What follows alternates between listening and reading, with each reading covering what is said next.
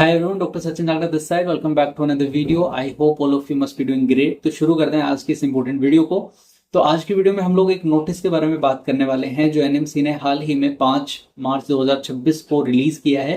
And इस notice में foreign medical graduates के बारे में बात करी गई है और स्पेशली उन स्टूडेंट्स के बारे में जिन्होंने कोविड के टाइम में अपनी पढ़ाई का कुछ हिस्सा ऑनलाइन किया था। तो बहुत कंफ्यूजन है इस नोटिस को लेके कि किन स्टूडेंट्स के ऊपर ये अप्लाई होता है, किन स्टूडेंट्स के ऊपर अप्लाई नहीं होता है। और दूसरी चीज, बहुत कॉम्प्लेक्स तरीके से लैंग्वेज यूज की गई है इस नोटिस में। तो आई ट्राई माय बेस्ट कि मैं इसको सिंप्लीफाई करके आप लोगों तक सही इंफॉर्मेशन पहुंचाऊं। तो बिना किसी देरी के लेट्स गेट स्टार्टेड। सबसे पहले पॉइंट की हम लोग बात करते हैं, एडमिशन डेट इज इंपॉर्टेंट। तो एनएमसी ने बेसिकली एफएमजीज को दो ग्रुप में डिवाइड किया है। एक ग्रुप वो जिन लोगों का एडमिशन 18 नवंबर 2021 से पहले हुआ था, और दूसरा ग्रुप उन स्टूडेंट्स का जिन लोगों का एडमिशन 18 नवंबर 2021 के बाद हुआ था। ये डेट इंपॉर्टेंट इसलिए है क्योंकि इसी डेट पर एफएमजीएल रेगुलेशंस 2021 नोटिफाई हुए थे। अब हम लोग बात करते हैं सबसे पहले उन स्टूडेंट्स की जिन्होंने 18 नवंबर 2021 से पहले एडमिशन लिया था। अब इन स्टूडेंट्स के ऊपर old screening test regulations apply होती हैं। तो अगर इन स्टूडेंट्स की पढ़ाई का कुछ हिस्सा ऑनलाइन हुआ था जैसे कि कोविड के टाइम में, तो उनको उतना टाइम पीरियड अपना फिजिकली कंपनसेट करना पड़ेगा। मतलब उन्हें proper offline clinical and academic training पूरी करनी पड़ेगी। अब हम बात करते हैं उन स्टूडेंट्स की जिन्होंने अपना एडमिशन 18 नवंबर 2021 के बाद लिया था। इन स्टूडेंट्स को सिंपली अपनी एमबीबीएस पूरी करनी है जहां से भी वो लोग पढ़ाई कर रहे हैं।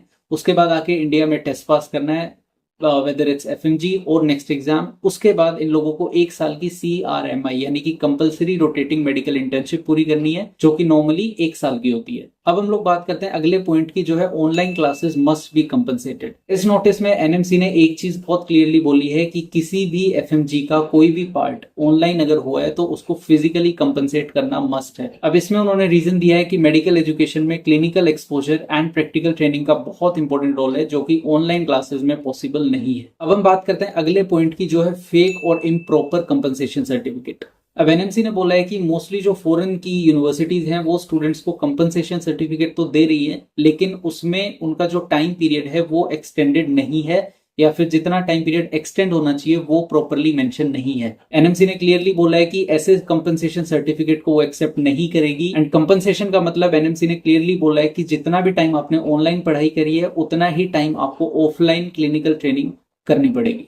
अब हम बात करते हैं अगले पॉइंट की, जो है study period extension is necessary. अब बहुत सारे स्टूडेंट्स का एक कॉमन क्वेश्चन था कि 1 साल की एकेडमिक ईयर को अगले साल की ऑफलाइन पढ़ाई के साथ एडजस्ट किया जा सकता है या फिर नहीं। तो एनएमसी ने सीधा सीधा बोला है कि आप ऐसा नहीं कर सकते। आप अपने पढ़ाई के पीरियड को कंप्रेस नहीं कर सकते। अगर 1 साल आपका ऑनलाइन हुआ है तो उसको प्रॉपरली एक्सटेंड करके ऑफलाइन कंपनसेट करना पड़ेगा। उसके बाद आगे बढ़ते हैं, बात करते हैं अगले पॉइंट की, जो है details in compensation certificate. NMC ने यह भी बोला है कि जो भी कंपनसेशन सर्टिफिकेट यूनिवर्सिटी देती है उसमें कुछ डिटेल्स आपकी मेंशन होनी चाहिए। सबसे पहला कि कौन से सब्जेक्ट्स आपने पढ़े, दूसरा उन सब्जेक्ट की ड्यूरेशन कितनी थी, तीसरा आपकी थ्योरी ट्रेनिंग, चौथा आपकी क्लिनिकल ट्रेनिंग, एंड पांचवा आपकी क्लर्कशिप डिटेल।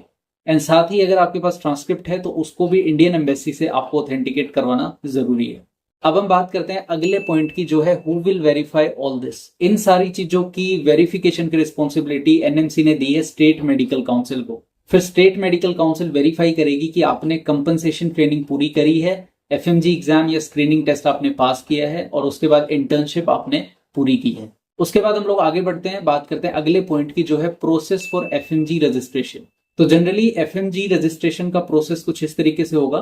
सबसे पहले आपको एफएमजी या स्क्रीनिंग टेस्ट पास करना है, उसके बाद आपको प्रोविजनल रजिस्ट्रेशन मिलेगा, उसके बाद आपको CRMI यानी कि कंपलसरी रोटेटिंग मेडिकल इंटर्नशिप पूरी करनी है, और जब आपकी इंटर्नशिप पूरी हो जाएगी उसके बाद आपको परमानेंट रजिस्ट्रेशन मिलेगा। अब हम बात करते हैं अगले पॉइंट की, फाइनल वार्निंग बाय एनएमसी। अब इस नोटिस के एंड में एनएमसी ने एक इंपॉर्टेंट वार्निंग दी है। स्टेट मेडिकल काउंसिल यानी कि एसएमसी को क्लियरली बोला गया है कि जब तक इन लोगों का कंपनसेशन पूरा नहीं होगा, एफएमजी एग्जाम पास नहीं होगा, और उसके बाद CRMI या फिर आपकी 1 साल की इंटर्नशिप पूरी नहीं होगी, तब तक आपको परमानेंट रजिस्ट्रेशन ग्रांट नहीं किया जाएगा। अगर इन रूल्स को फॉलो किए बिना आपको परमानेंट रजिस्ट्रेशन दिया जाता है तो रेगुलेटरी वायलेशन होगा। तो सिंपल वर्ड्स में बोलूं तो एनएमसी ने 2-3 चीजें बिल्कुल क्लियर कर दी हैं। पहली चीज कि अगर आपने ऑनलाइन पढ़ाई करी है कोविड के टाइम में, कितना भी पीरियड हो, 1 महीना, 2 महीना, 1 साल, 2 साल, तो आपको उतना ही टाइम पीरियड अपना ऑफलाइन कंपनसेट करना पड़ेगा, यानी कि आपको वहीं जाकर अपनी ऑफलाइन पढ़ाई पूरी करनी पड़ेगी। दूसरा, आपका जो कंपनसेशन सर्टिफिकेट है वो बिना एक्सटेंडिंग पीरियड के वैलिड नहीं होगा। और तीसरा, प्रॉपर डॉक्यूमेंटेशन और इंटर्नशिप पूरी किए बिना आपको परमानेंट रजिस्ट्रेशन इंडिया में नहीं मिलेगा। अब एक और चीज की एनएमसी ने ग्लोबल कैटास्ट्रोफी में कोविड को स्पेसिफाई किया है। यूक्रेन रशिया वॉर वाले स्टूडेंट्स के लिए पहले जो रूल्स थे वही मोस्ट प्रोबेबली उन लोगों के लिए एप्लीकेबल होंगे। तो ये मेनली उन स्टूडेंट्स के लिए है जिन्होंने कोविड के टाइम में अपनी पढ़ाई का कुछ हिस्सा ऑनलाइन किया था।